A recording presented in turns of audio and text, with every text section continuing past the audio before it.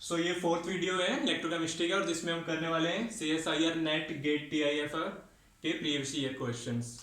और video start करने से पहले मैं चाहूँगा कि ये वीडियो मैं हिंदी में बना रहा हूँ, तो आप सब जिन्होंने भी पुरानी वीडियो देखे हैं और ये वाला वीडियो देख रहे हैं, अपना एक ऑनेस्ट ओपिनियन दें कमेंट्स में कि किस वीडियो में किस लैंग्वेज में मैं अच्छे से समझा पा रहा हूँ, जिससे फिर आगे वाले वीडियोज़ में मैं अकॉर्डिंगली वीडियोज़ बनाऊँ।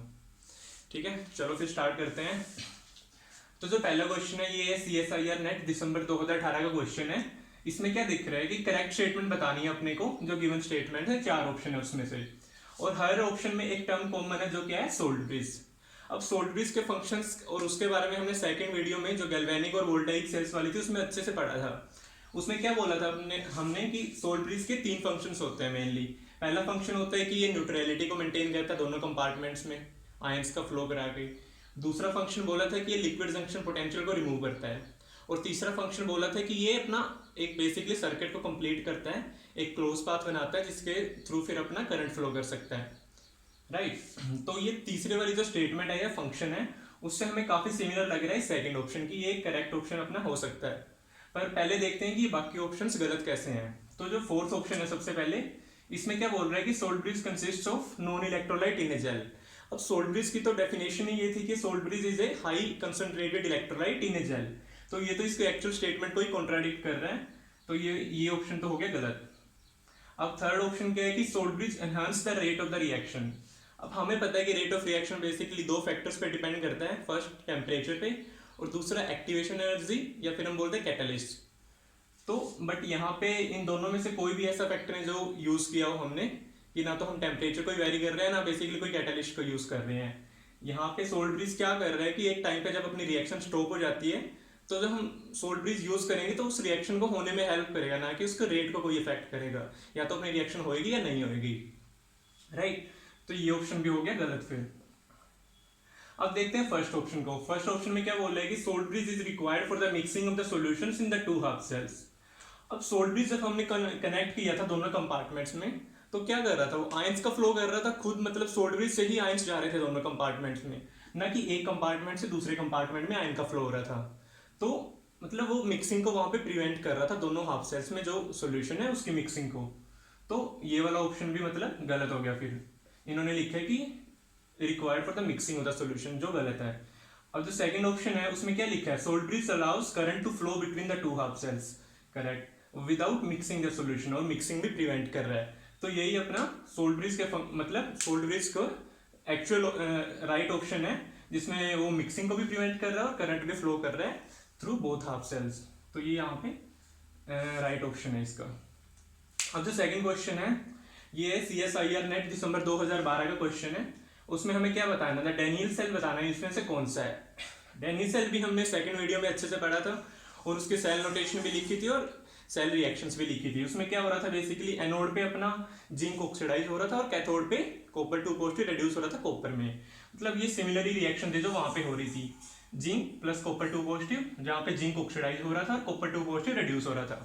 राइट, तो सबसे पहले ही हमें ऑप्शन में चेक करना है कि जिंक और कॉपर किस ऑप्शन में है। जो सिर्फ फर्स्ट ऑप्शन में ही है तो देखते ही होना चाहिए कि फर्स्ट ऑप्शन अपना राइट ऑप्शन है। पर यहाँ पे ये जो प्लेटिनम दिया हुआ है ये एक्स्ट्रा है यहाँ पे बेसिकली। तो ये क्या है, प्लेटिनम यहाँ पे एक नोबल मेटल है जो एक इलेक्ट्रोड की तरह काम कर रही है, इनर्ट इलेक्ट्रोड की तरह।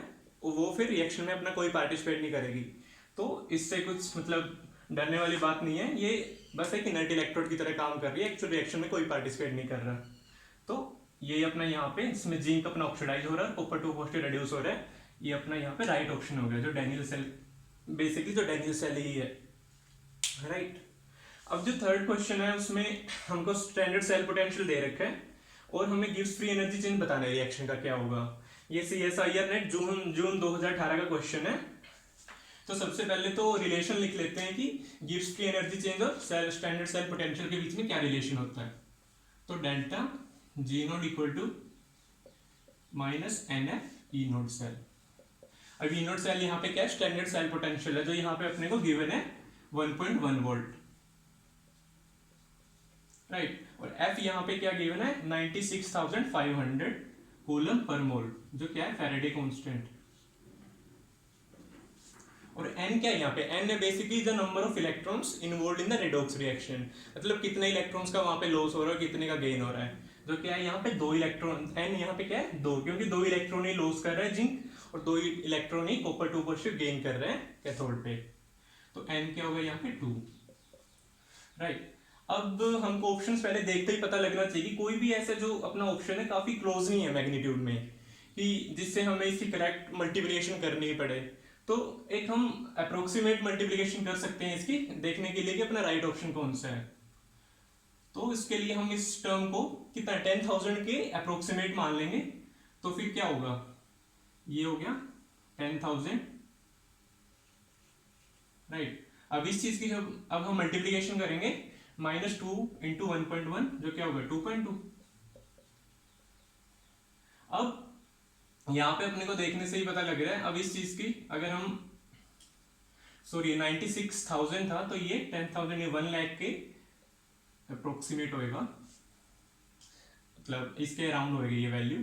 तो अब इसके मल्टीप्लिकेशन करेंगे, ये यहाँ पे ये जूल पर मोल में आएगी अपनी यूनिट्स। अब किलो जूल में करने के लिए 10⁻³ को जूल से मल्टीप्लाई किया तो किलो जूल पर मोल हो गया। अब बच गया कितना, यहाँ पे 100 बच गया, 100 को इससे मल्टीप्लाई करेंगे तो अराउंड 220 किलो जूल पर मोल के अराउंड जो ऑप्शन होगा वही अपना राइट ऑप्शन है। जो क्या है अपना थर्ड जो ऑप्शन है वो क्या है -212। तो ये यहाँ पे राइट ऑप्शन हो गया, सही। अब अगर इसी क्वेश्चन में अपने को कॉपर 2 पॉजिटिव या जिंक 2 पॉजिटिव की कंसंट्रेशन दी होती तो फिर क्या करना पड़ता है, नस्ट इक्वेशन का यूज करना पड़ता और उसकी हेल्प से ई सेल निकालना पड़ता। ई सेल फिर ई नोट सेल, और कंसंट्रेशन का जो एक फॉर्मूला होता है नस्ट इक्वेशन होता है, उसको आगे वाली वीडियोस में भी देखेंगे। उसकी हेल्प से फिर ई सेल निकालते हैं, फिर उस ई सेल को यहाँ पे पुट करते हैं, जिससे फिर अपना राइट ऑप्शन आता। पर इस केस में तो क्वेश्चन भी देखना होता है कि क्या आपने को गिवन है, फिर उसके अकॉर्डिंग फिर सोल्व करना होता है। तो यहाँ पे ई नोट सेल गिवन था, तो उससे फिर जो डेल्टा जी नोट निकाला वो आ गया अपना -220 के अप्रोक्सीमेट, जो क्या है -212। तो ये अपना राइट ऑप्शन हो गया। सो चलो अभी चलते हैं फोर्थ क्वेश्चन की तरफ, जो TIF 2018 का क्वेश्चन है। इसमें हमें स्ट्रॉन्गेस्ट रिड्यूसिंग एजेंट बताना है, जो चारों के चारों ऑप्शन दिए हुए उनमें से, ठीक है। तो उससे पहले बेसिकली हमें इलेक्ट्रोकेमिकल सीरीज से पता है कि फ्लोरीन F2 जो होता है वो क्या होता है, स्ट्रॉन्गेस्ट ऑक्सीडाइजिंग एजेंट होता है। क्यों? क्योंकि जो रिडक्शन पोटेंशियल होता है F2 से जब रिडक्शन होकर फ्लोराइड बनता है तो वो क्या होता है, मोस्ट पॉजिटिव होता है, अराउंड 2.87 के अराउंड। और वही हम बोलते हैं कि लिथियम जो होता है वहां पे वो क्या करता है, स्ट्रॉन्गेस्ट रिड्यूसिंग एजेंट होता है, क्योंकि उसका जो रिडक्शन पोटेंशियल होता है वो क्या होता है, मोस्ट नेगेटिव होता है। हम बोले तो जब लिथियम आयन इलेक्ट्रॉन गेन करके जब लिथियम बनाता है तो उसका रिडक्शन पोटेंशियल होता है -3.05, ठीक है। अब हम इस सेकंड जो स्टेटमेंट है इसको रिवर्स करके कैसे बोल सकते हैं, रिडक्शन पोटेंशियल मतलब ऑक्सीडेशन पोटेंशियल अगर हम लिखेंगे यहाँ पे तो क्या होगा, अपोजिट साइन का होगा रिडक्शन पोटेंशियल से, और उसमें क्या होगा बेसिकली लिथियम ऑक्सीडाइज होकर लिथियम आयन बना लेगा। तो ये हमें पता है कि ऑक्सीडेशन पोटेंशियल क्या होता है, रिवर्स साइन का होता है रिडक्शन पोटेंशियल से, ठीक है। तो हम बोल सकते हैं कि जिस एटम या आयन का रिडक्शन पोटेंशियल मोस्ट पॉजिटिव हो तो वो बिहेव करेगा स्ट्रॉन्ग ऑक्सीडाइजिंग एजेंट की तरह, और जिस एटम या आयन का ऑक्सीडेशन पोटेंशियल मोर पॉजिटिव हो तो वो बिहेव करेगा एक स्ट्रॉन्ग रिड्यूसिंग एजेंट की तरह, ठीक है। तो अभी चलते हैं क्वेश्चन की तरफ। अब हमें पता है कि इन चारों के चारों केसेस में क्या दिया हुआ है अपने को, क्योंकि सब में अपना यहाँ पे भी क्रोमियम +6 +3 में चेंज हो रहा है, रिडक्शन हो रहा है, यहाँ पे भी मैंगनीज +7 से +2 में चेंज हो रहा है, और यहाँ पे भी रिडक्शन हो रहा है। तो ये रिडक्शन पोटेंशियल अपने को गिवन है, ठीक है। अब ये पहले के पहले 3 केसेस में रिडक्शन पोटेंशियल क्या है, मोर पॉजिटिव है, मतलब काफी पॉजिटिव है। तो उससे हम बता सकते हैं कि जो डाइक्रोमेट आयन है या परमैंगनेट आयन है या क्लोराइड आयन है वो क्या करेगा, एक स्ट्रॉन्ग ऑक्सीडाइजिंग एजेंट की तरह बिहेव करेगा, ठीक है। बट हमें क्वेश्चन में क्या बताना है, स्ट्रॉन्ग रिड्यूसिंग एजेंट बताना है। तो ये परमैंगनेट यहाँ से ये ऑप्शन तो नेग्लेक्ट हो गया। फिर अब हमने क्या करना है, इन तीनों केसेस में सबसे पहले हम ऑक्सीडेशन पोटेंशियल के टर्म्स में लिखते हैं पोटेंशियल को। जैसे क्लोराइड आयन है तो उसका अगर ऑक्सीडेशन पोटेंशियल लिखेंगे जब वो क्लोरीन में चेंज होगा तो क्या होगा, बस रिवर्स साइन होगा इस रिडक्शन पोटेंशियल से, तो क्या हो जाएगा -1.36 वोल्ट। और अगर हम क्रोमियम का लिखेंगे जब वो ऑक्सीडाइज होगा तो क्या होगा ऑक्सीडेशन पोटेंशियल,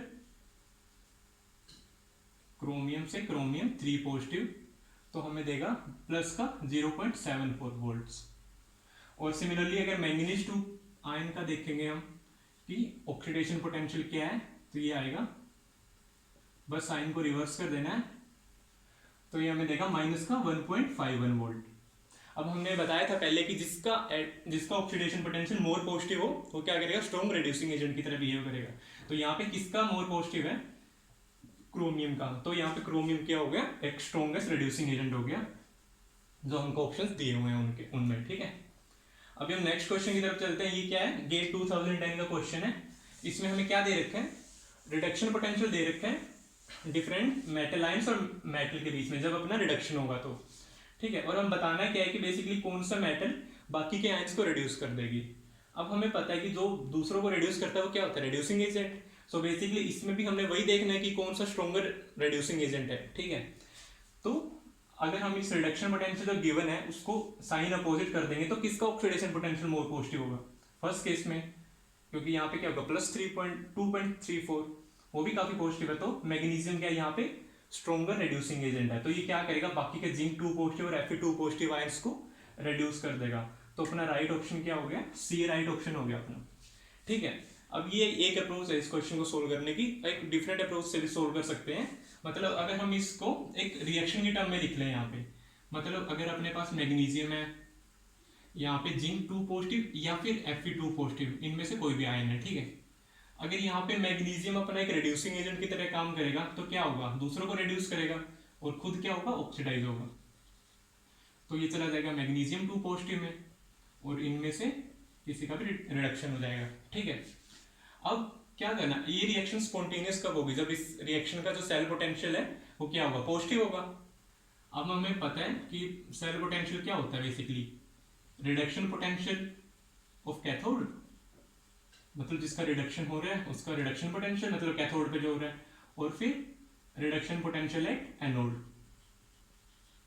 और हम रिडक्शन पोटेंशियल ऑफ एनोड में ऑक्सीडेशन पोटेंशियल की टर्म में भी लिख सकते हैं, ठीक है। जो साइन क्या होगा, अपोजिट होगा, तो माइनस साइन अपना यहाँ पे गायब हो गया। तो ये आ गया अपने पास, किसी भी रिएक्शन का नेट पोटेंशियल निकालने के लिए ये होता है।